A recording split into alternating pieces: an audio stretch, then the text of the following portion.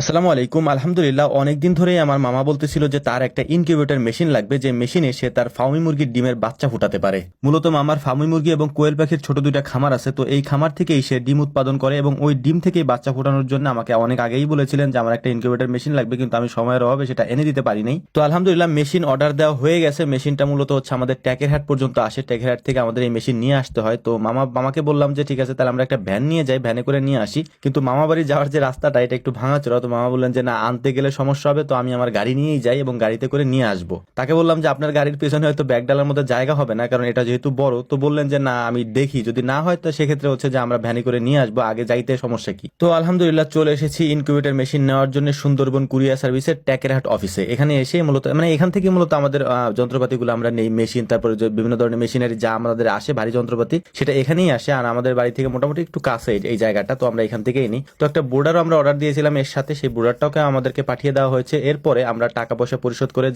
যেহেতু এটা ছিল হচ্ছে যে ক্যাশ অন ডেলিভারি, তো আমরা টাকাগুলি পরিশোধ করে তারপর হচ্ছে যে এই ইনকিউবেটর মেশিনটি গাড়ির মধ্যে ঢুকানোর চেষ্টা করতেছিলাম, দেখতেছিলাম যে গাড়ির মধ্যে যায় কিনা। তো দেখলাম যে অনায়াসে গাড়ির মধ্যে ঢুকে গেছে এটা। তো গাড়ির মধ্যে এটাকে ঢুকিয়ে আমরা এখন রওনা দিব আমাদের খামারের দিকে, মানে মামার খামারের দিকে রওনা দিব, এবং সেখানে যাওয়ার পর এটাকে আমরা সেট করব সুন্দর করে আর কি। তো মূলত হচ্ছে যে মামার এখানে যা আছে সেটা হচ্ছে যে ফাউমি মুরগির ডিম আছে, এটা হচ্ছে অরিজিনাল মিশরীয় ফাউমি মুরগি।